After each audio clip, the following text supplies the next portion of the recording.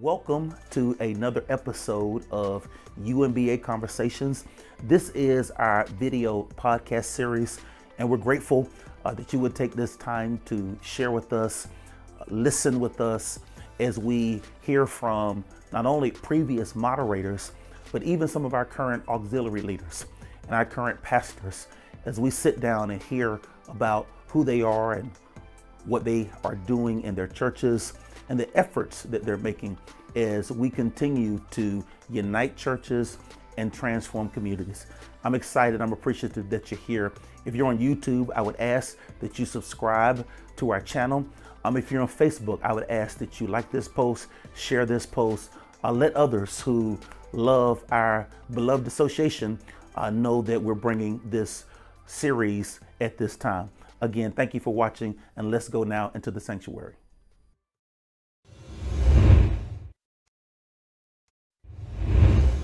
Greetings, UMBA family. We're so grateful and thankful to have you here for another episode of UMBA Conversations. This is our video podcast series where we've been learning more about our association. We've heard from many of our moderators. We've heard from several of our auxiliary leaders. And this is just a great place and platform for us to familiarize ourselves on a deeper level with the association and the work that it is that God has given us to do as we strive to unite churches and transform communities. Now, I need to say this. I have a very special guest on tonight. And the reason I say that is because, and even if you watch previous episodes, you've heard the name Pearlie Cureton-Thomas, because the reality of it is you cannot tell the story of UMBA without calling her name. She is the executive director for our Bright Stars after school program and summer enrichment academy. She is a retired educator, a legend in the CMS school system. I cannot laud her with enough superlatives, but let me just say this. She's been a blessing to my life and certainly to the lives of so many. And we have spent a lot of time and had several videos that you'll see us talking to auxiliary leaders. Bright Stars is not necessarily an auxiliary of UMBA, but the UMBA Bright Stars Academy is an objective of our association. It's one of our missional efforts, one of our outreaches, primarily that we hope to support. And I'm appreciative and proud to say that one of the things I wanted to do as I began to figure out who was who and what was what within the association is commit to, during my tenure of 4 years, hoping to give to Bright Stars double of what had been our previous financial commitment since our association has been in existence. And I'm happy to say that we are well on our way. We've already matched in just a few months. We've matched what UMBA had given over the past 12 years. So it's been amazing. And trust me, it's not because I am any guru when it comes to fundraising. My attitude as it relates to my pastoral ministry and any other place has been just tell people what you're doing, and hopefully it gets into the hearts of the people. And as we begin to lift up the banner of Bright Stars, there are many pastors and people who came out of the woodwork saying, hey, this is something we want to support. And we want to show up for Bright Stars, not just in purse, but we want to show up for Bright Stars in person. And so we'll say a lot more about that tonight. But let me introduce to some and present to others the Sister Pearlie Cureton-Thomas. This is where I need some background music. All of Charlotte is cheering for you. Hello there. Hi, Dr. Farrah. Thank you so very much for that wonderful, wonderful introduction that I don't really deserve, but thank you. I'm grateful. So, I want to begin tonight by just talking about who you are. And I said it because when I came into this work, as I began to talk to different, pastors, whether it was founding moderator Weary, um, Dr. Dennis Williams, so many others, they would just always call your name when it came to crucial and critical moments within the Life Prayer Association. So before we get to the denominational piece of it, you have a storied career as an educator. So just tell us a little bit about who you are. Well, yes, I am an educator, and I think I was born to be an educator. In fact, I really got involved in education as a mother to my children. Mm-hmm. I was a very young mother and wife, and I sort of tell people that I grew up with my children. Mm. And so, being a mother of four at that time with a high school diploma, Wow. I started teaching my children. Mm. And they just blossomed in just being the best of themselves. And so I fell in love with education through teaching my children. So I decided to go back to school. So you raised children with just a high school? No, I decided when they were little, I was teaching them, that I wanted to be a teacher. Wow. So I had to go back to school, Uh-huh. Go to college. Yeah. Got my undergrad degree at UNC Charlotte as I was raising my children. Wow. And became a teacher in Charlotte Mecklenburg schools. Wow. And once I became a teacher, I enjoyed seeing children really be the best of themselves, looking at them as just unique creations from God as I looked at my own four children at the time. And so I felt the urge to help teachers. I enjoyed working with teachers and helping teachers to do creative things with children and to make sure that each child was getting their best and would be performing with their best. And so, as a classroom teacher, I did that. My first school was Chantilly. Chantilly. All right. Charlotte. And Gene Talton was my principal, and he just thought I was the best teacher. That doesn't really matter, because we were always doing something special with children to help them to do the very best that they could do. And so that career continued, and I decided, well, I think now I want to expand and go into administration to really help teachers to do a super job. Because at that time, we were coming into integration of schools, and children were coming from different places, bringing them together. So it presented some challenges of meeting every child's need there. And so again, I returned to school, went to UNCC Charlotte and got my master's degree in administration. And shortly thereafter became a principal in the Charlotte Mecklenburg school system. And that was still really a very interesting path and journey. Became a principal. I think within my maybe 3 or 4 years in education, I became a principal. Midwood first. And of course, that was in one of the central areas at that time. But Midwood School at that time was sort of declining. And so Jay Robinson was the superintendent at that time. And so he called me. I'd become assistant principal at that time. So he called me and he said, Pearlie, do you still want to be a principal? I said, yes, I do. I'd love to. So he says, well, I'm going to send you to Midwood, but I'm telling you right now, at the end of the year, I'm going to close that school. And so there I was in the principal and going to school that they knew the school was going to be closed. And that was a challenge of keeping them motivated, the teachers motivated, knowing that their school was going to be closed. And he did. He closed it at the end of that school year. And so there I was trying to close down the school as a new principal and keep teachers sort of motivated. But long story short with it, I ended my time there at Midwood. And as it would have it, Jay Robson decided not only to close Midwood, but to all the teachers that were at Midwood, he was going to send them to Shamrock Gardens because that principal was retiring. I still didn't know where I would be, at that time. But all the teachers went there. And so later on in July, when I finished closing down Midwood School, he called me. He said, "Well, I'm going to send you on over to Shamrock Gardens with the teachers Mm-hmm. that I've sent uh, from Midwood."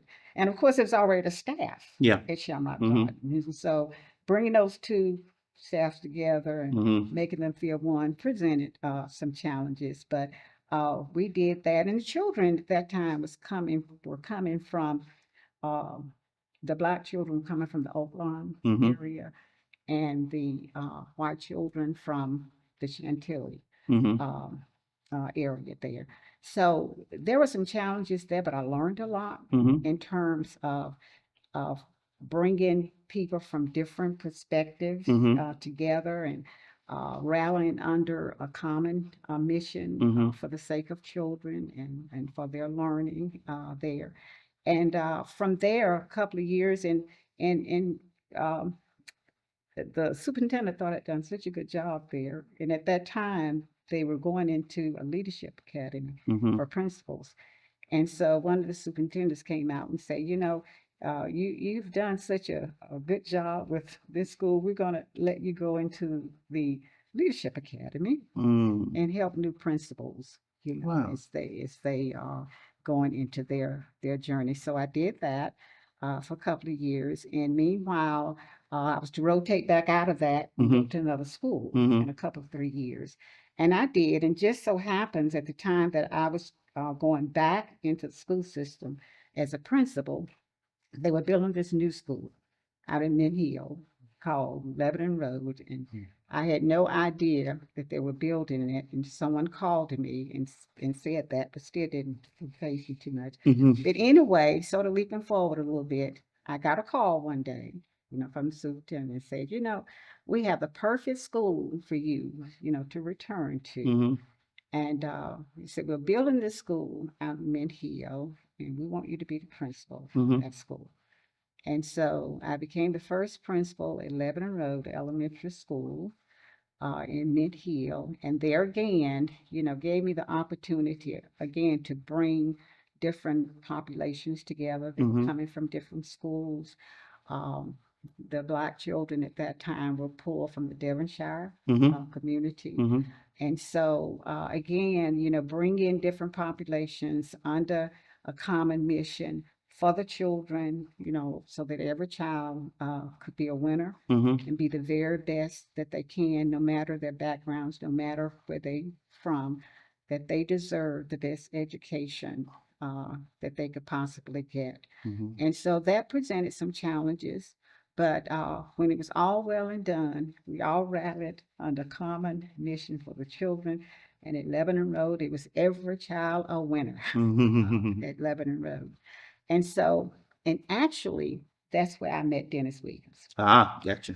That's where I met Dennis Williams. Dennis moved here from Raleigh, I believe it Okay. was. And one of my friends knew him, and I was getting teachers Mm-hmm.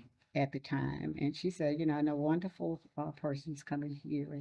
And she's a dynamite teacher. And, you got to interview her because I was interviewing teachers at that time. And so LaWanda Williams stepped into Okay. life, Dennis' wife, and just became a wonderful teacher. She thought she was a first grade teacher, and she was a wonderful first grade teacher. And a couple of years later, I put her in fourth grade. She thought she would just, Mm-hmm. can't do this. But anyway, then she became a principal under Wow. leadership. Wow. She became a principal. And of course, I met Dennis. His children became my students at Lebanon Road. So his two sons went through my school. So I met Dennis, Dr. Dennis Williams. He was in education and become a principal. Yeah, he was a principal, high school principal at that time. And we just sort of flocked Mm-hmm. because we're both very passionate about children. Mm-hmm. We're both sort of cutting edge, kind of, Mm-hmm. let's see what we can do to Mm-hmm. really promote education for our children. And so we just started doing a lot of things together, through the school system. We traveled to conferences together, and the conversation was always around how best Mm-hmm. can we meet the needs of our children. Mm-hmm. And so that relationship went on. And of course, Dr. Williams left the school system a little before I did Mm-hmm. and went into preaching, Mm-hmm. attended his initial sermon there.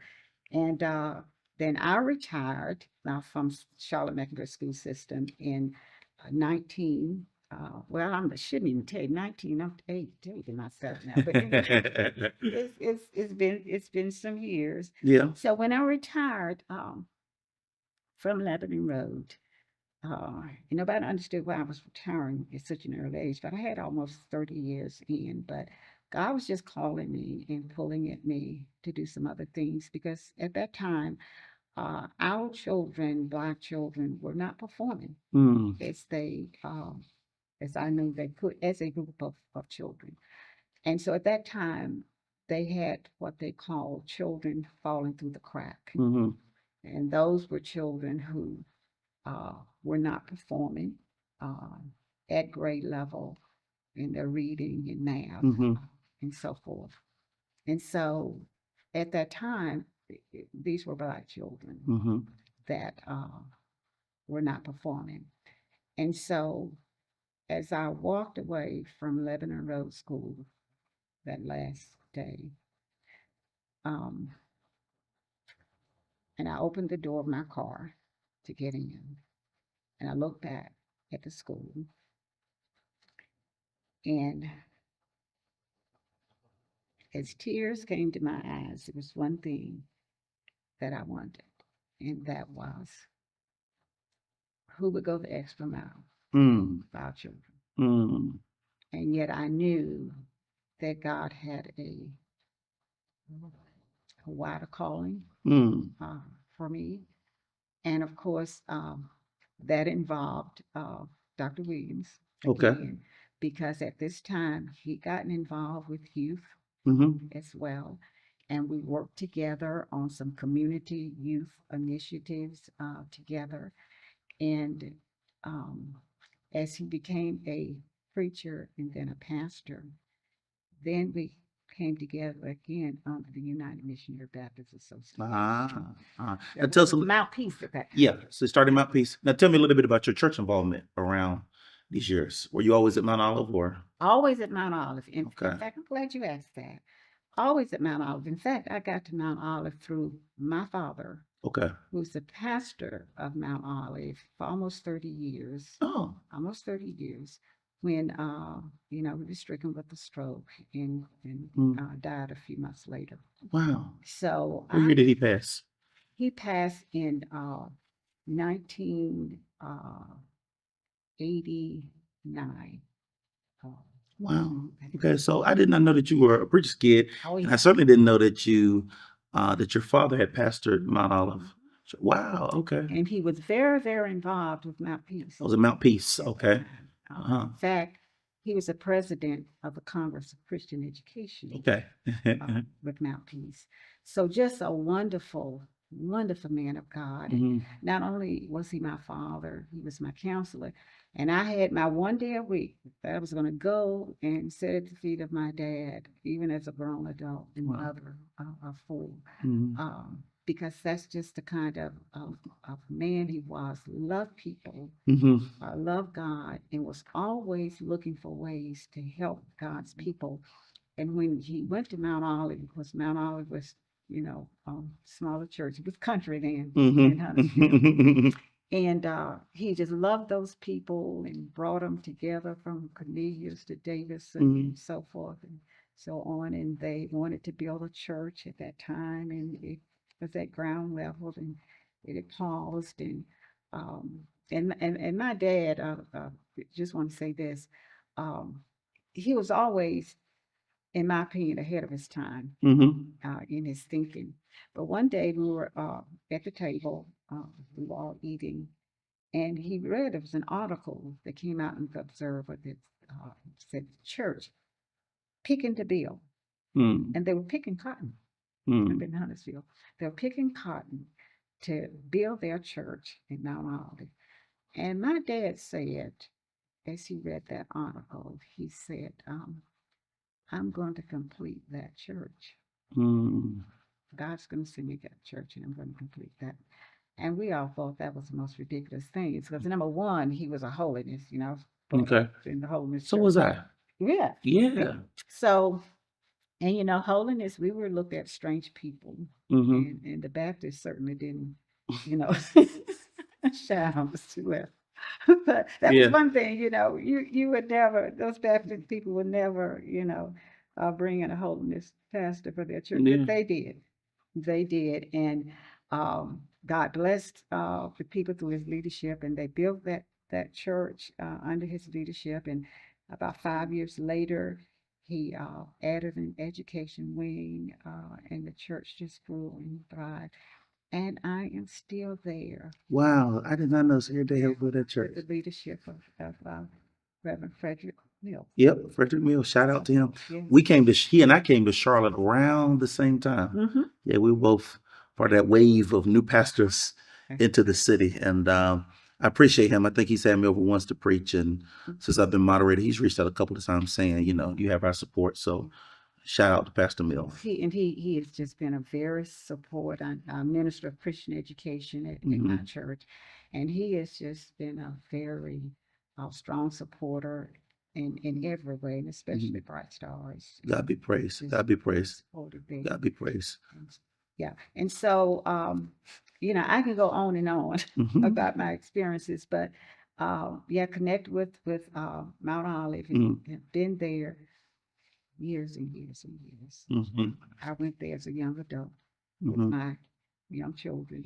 Now, was around the time of the merger, was Pastor he was moderator of Mount Peace. Yes, and in fact, yes. At that time, yeah. He became moderator of Mount Peace at that time. And there again, at that time, Mount Peace, I think, along with some other associations, sort of on the down swing.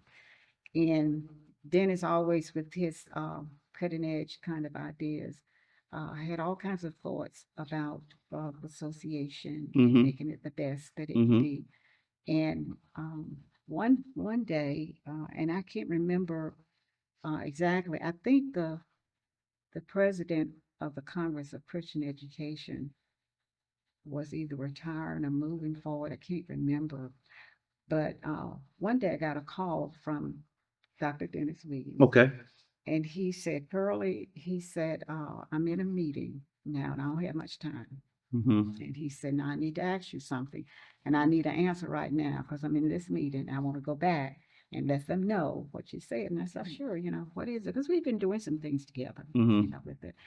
And he said, I want you to be the president of the Congress of Christian Education for Mount Peace. And I said, well, now, I don't even have to think about that. I said, because one, that's not going to fly. First, I'm a female, and I'm a lay person. And that position, to my knowledge, had never been held by a lay person, let alone female, and so forth. And he said, well, don't think about that. Just tell me what you think. Just tell me. And I said, I'll do whatever. And so he went back, and I don't know what happened at the meeting, but long story short, he presented me at one of the association gatherings, and I expected all kinds of opposition and so forth and so on, but they just accepted it. Wow. As if, but this is something that we do. Yeah. And so I sort of followed again in my dad's footsteps. It's been the president of a Congress of Christian Education. And to my knowledge, was the first female, first person to hold that position. Was not a pastor. And it was just such a wonderful experience, operating under Dr. Dennis Williams, because during that time when he was moderator, he came up with this idea of doing an education village. Okay. And his thought was to find a building, a location that you could have a conglomeration of things, place for pastors to come, library, have meetings, have trainings, community kinds of things going on there. We would have after school, just a village, of things. And so he asked me to start sort of putting that together. Mm-hmm.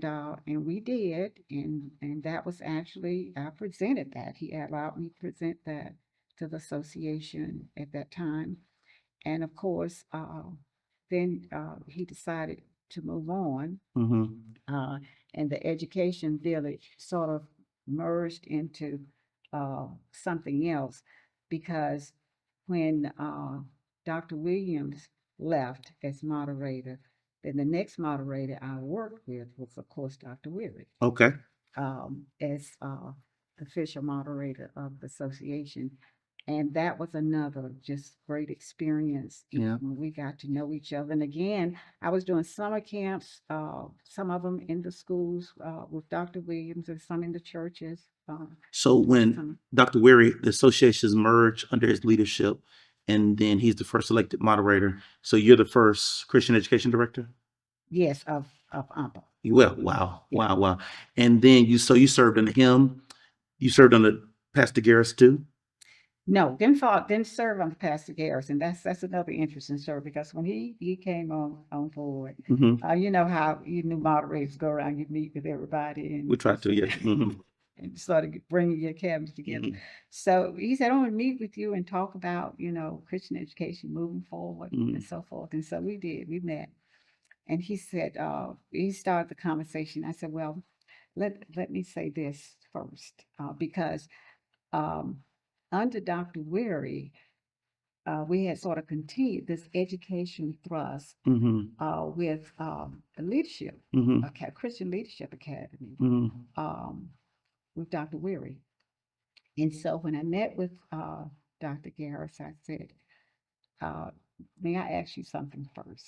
And he said, yes. I said, I really would like to put a lot of energy into um, the Leadership Academy that we had spent some time with. I had a committee and we were working on that.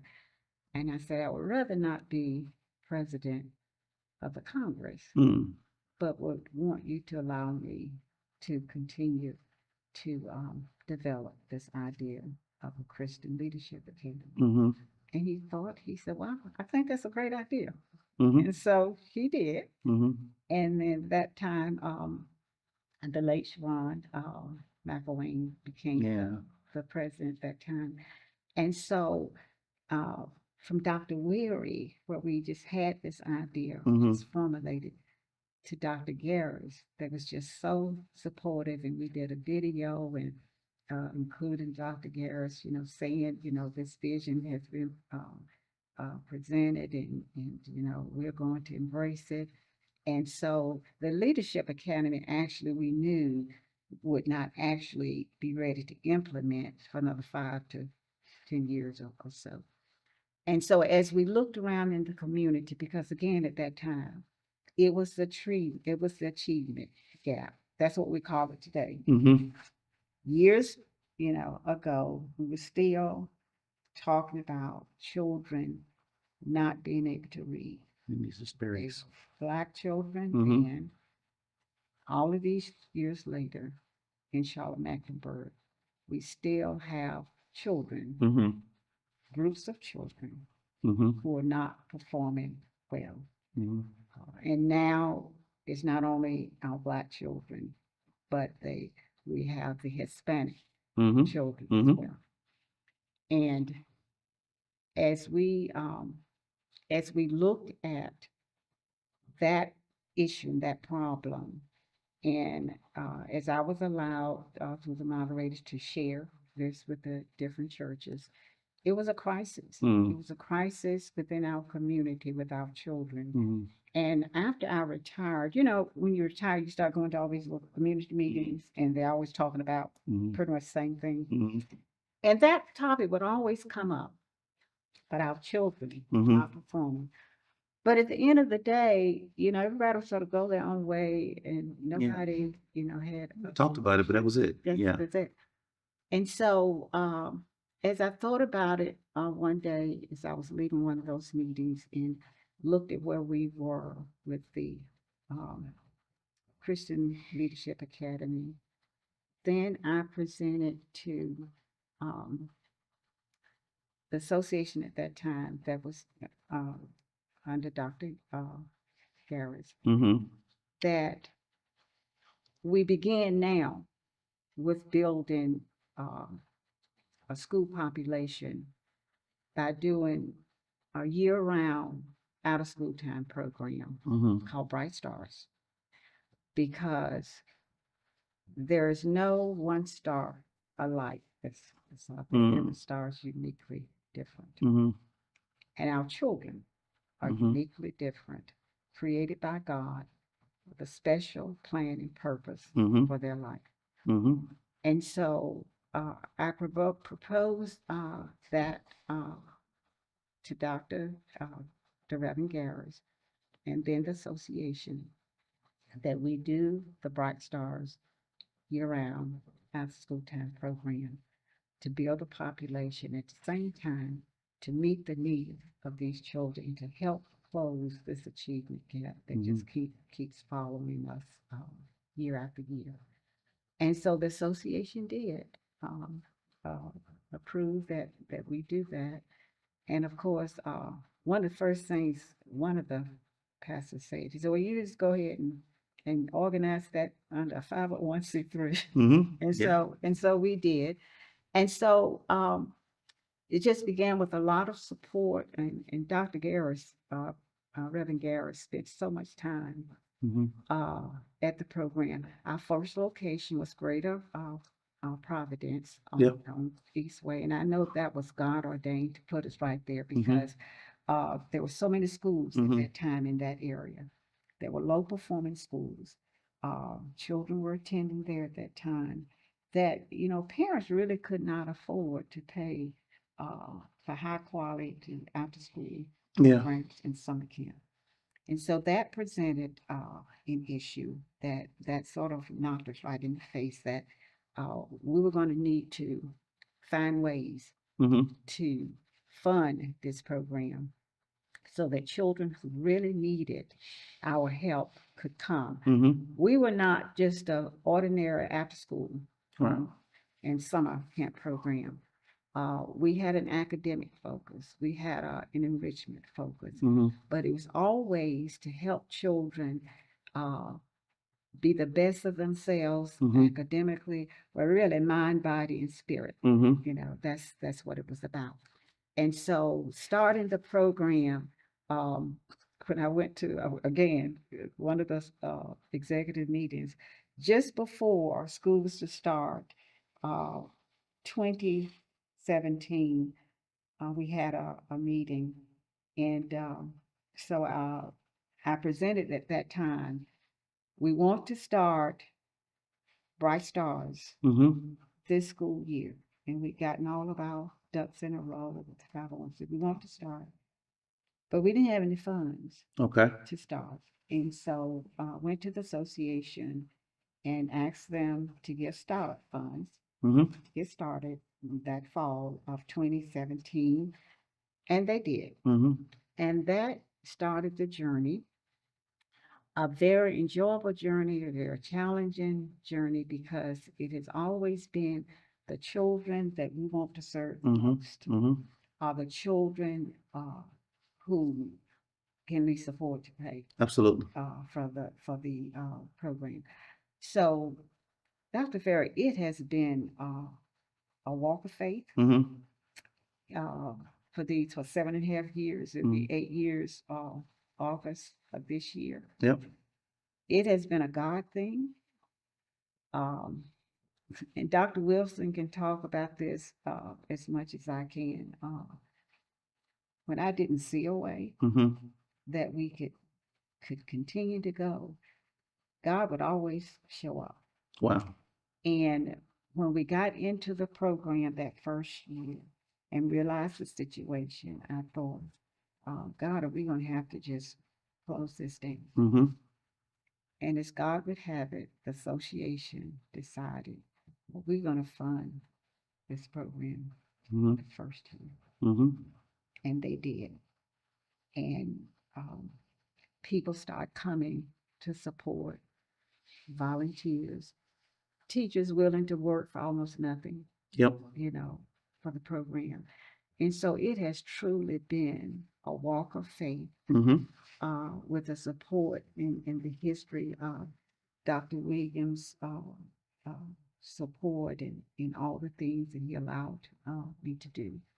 And then Dr. Weary, coming along, uh, same kind of mindset for education and wanted to support it.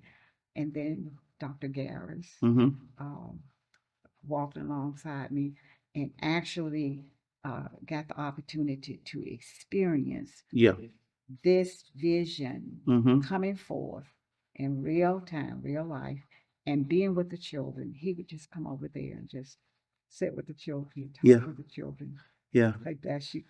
Yeah. Look forward to doing more of that. So where we are now is, and we're excited about supporting it and continuing to because this is the most inexpensive after school program Yes, in that area. exactly. And we know that you've been a guru as far as working hard to secure funds, grants. You're beating the bushes. Yeah, right. Even now. Even now. Our association will continue to do what we can. But then also, too, we've been trying to tap and find different people with gift in the churches to put together what I have termed a UMBA leadership council to come alongside you, so that I know you carry so much, you're doing so much, and I'm thinking that with the right team of people from within these churches, this can be a council to come alongside of you, and you can say, hey, here are the I don't even want to put a number on it, the things that you're working on, Yes. that some of them can then say, okay, well, let me own this part of it. Here we can help with this, or we can help with that. So, I feel like the story of Bright Stars is still being told. And I know it's Frederick Douglass who says, where there's no struggle, there can be no progress. Yes. But this is a crucial issue in our city. It's true across the country, but particularly when you consider the loss of learning from the COVID pandemic and such. So yeah, so we have it's been some challenges, and we know that our children, many of them are not at reading level, and statistically, a lot of ink has been spilled that says to us, they're not on reading level by third grade. Then that trajectory is just not good. So I'm happy that Bright Stars is there, and hopefully and prayerfully, we'll continue to cultivate the work that you have began. And I think you have the blueprint. Yeah. And my hope is that at some point we can have more locations around the county in some of our UMBA churches, because there are many of our churches, that do not have activities going on throughout the week. And some of these churches are located right in the communities where the need is the greatest. And so, if you have the blueprint, then maybe we can look at getting some more locations. And one of the things I've heard you say is, we've met several times, which I appreciate, is that for you, it's not about quantity, it's about quality. Yes. So, we would rather, impact, 10 children than to have 1,000 that you're running a glorified babysitting program. So I appreciate your passion, your focus, your diligence. And I just want to say, as moderator, that I think the work you're doing matters. And the extent to which, I'm able to, and we're able to evangelize the work of Bright Stars over the next 4 years, we want to do it. So share with the people where we are today. Obviously, we have an after-school program, and then in the summer, we have a program. Can you say a little bit about that and how people can get involved? I will. But before I get to that, Sure. I won't, let me not fail to say that we have a wonderful board of directors. Okay. Bright Stars. Came in when I couldn't get anybody, but they are wonderful, capable, qualified board members that believe in our mission, really walk alongside me. And many of these are UMBA. They are. Constituents. In fact, they all are except one. Okay, excellent. And so I can't, I wanted to say that. Shout out to our board. And who is the board director right now? Is Dr. Yeah, Dr. Reverend Glitz. Lindsay Redrick. Yep. Is our chair. And then, of course, we have Bertie Owens. I don't know if you know Bertie Okay. Owens, who's our secretary. Okay. And Dr. Fred Wilson is Fred the Wilson is the treasurer. treasurer. Uh-huh. And we have Reverend Eric Miller, Yep. Mm-hmm. who's a part of it Our pastors. Yep. as Wonderful. well.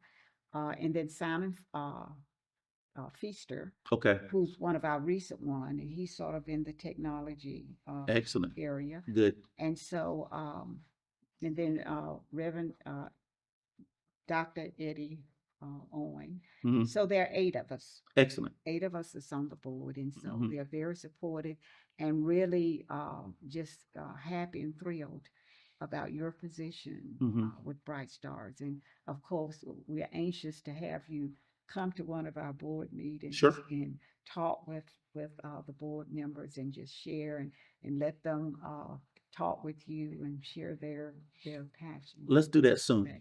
Absolutely. Just get that on my, send me the dates and let's get that done soon. Yeah.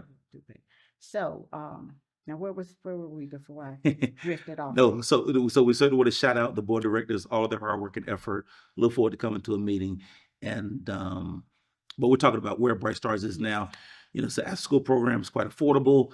Summer's coming up. Summer's coming up very fast. Yes. And so in fact, towards the end of this month, 1st of April, we're going to be getting our flyers out. Okay, excellent. Information, and that's when we start. I always get volunteers to help me. We start going about the different community gatherings, setting up, telling people about our program. We're in partnership with CMS.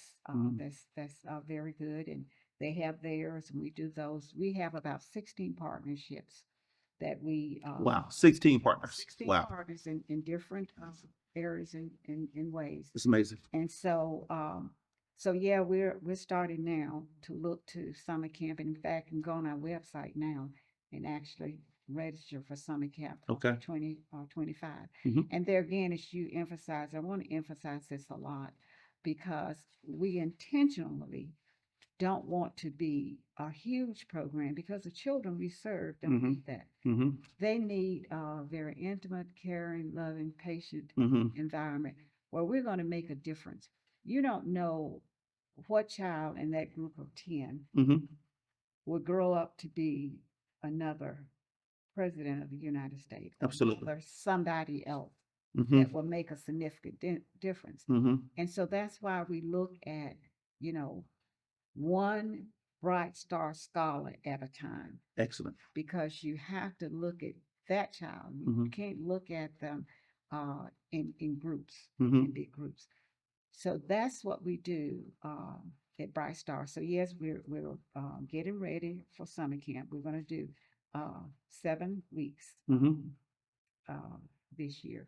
Up until last year, actually, we were doing 10 weeks summer camp. It just wore all of us out because by the time we finished, the school was starting, teachers didn't have it. And so we sort of we think we got it about right. 7 weeks. 7 weeks. Excellent. I'm going to put this together, and then let's also too, we'll be giving out information and announcing this as well at the Spring Institute. Yes. That'll be a great time too to solicit support and see who needs to be served and everything. So excellent. Yes. So we're looking forward to wonderful summer camp. You're gonna get some rest this summer too. So we're gonna go down 7 weeks. Well, you get some rest. I am, and actually, I have not since we started in 2017. I have not had a time off from Bright Stars, and I'm not saying in boasting, but I have been there every day. Yeah. Boots on the ground. But this summer, my intent is not to be on location at Bright Stars. Okay. To actually have people in place that can just take the ball and run with it. Excellent. And do that. And so I don't plan to be there every day from 7 to 6. All right. This summer. Good. Good. Yeah. Hey, I want to do one more thing. We're recording this. It'll air later, but we're recording during Women's History Month.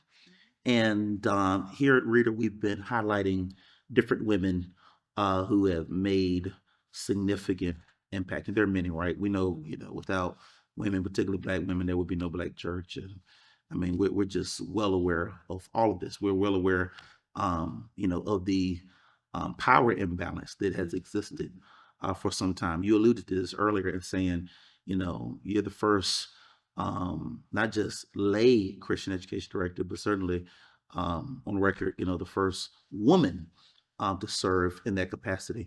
And so, just on behalf of myself and the church, I wanted to just offer you these flowers here to say that we see you and that we appreciate you, because again, you have really been an amazing trailblazer in your own right.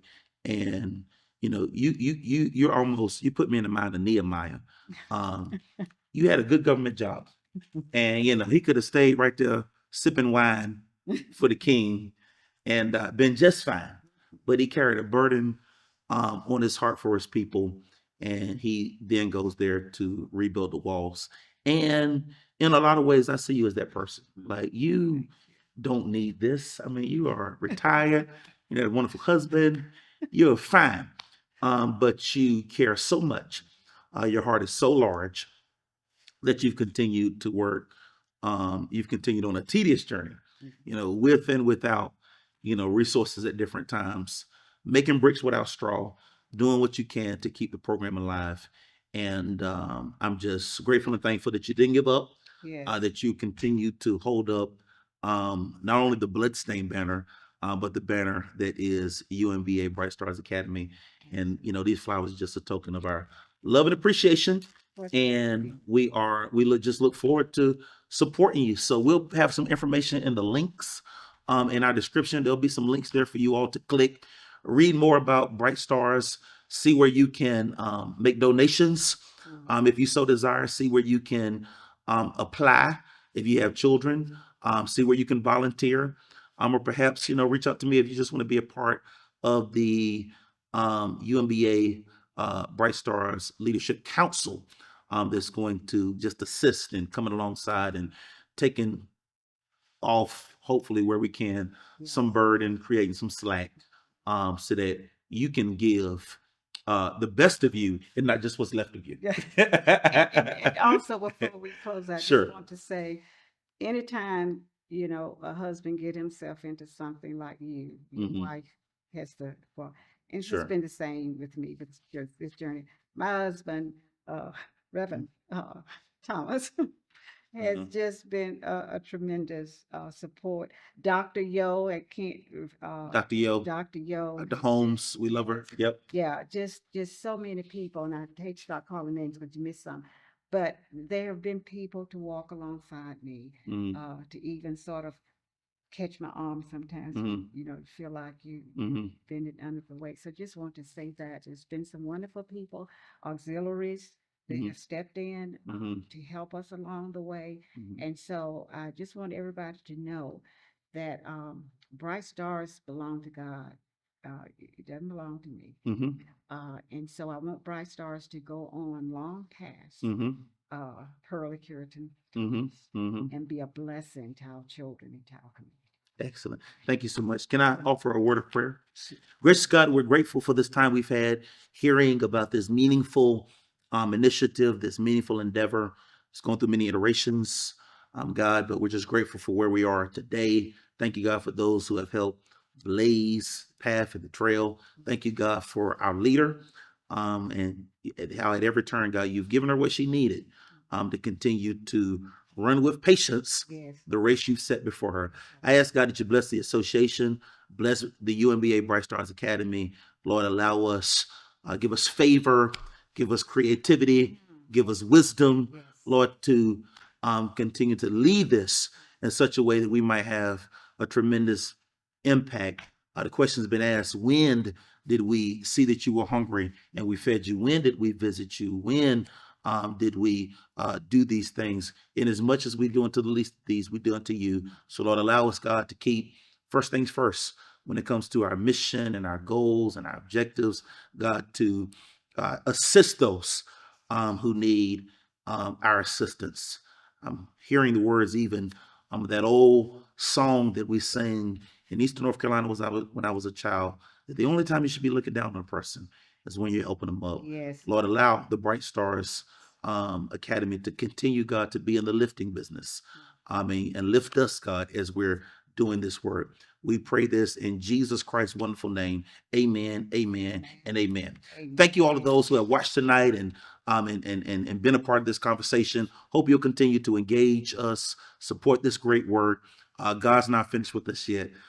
We love you and we appreciate you. Have a wonderful night. Amen.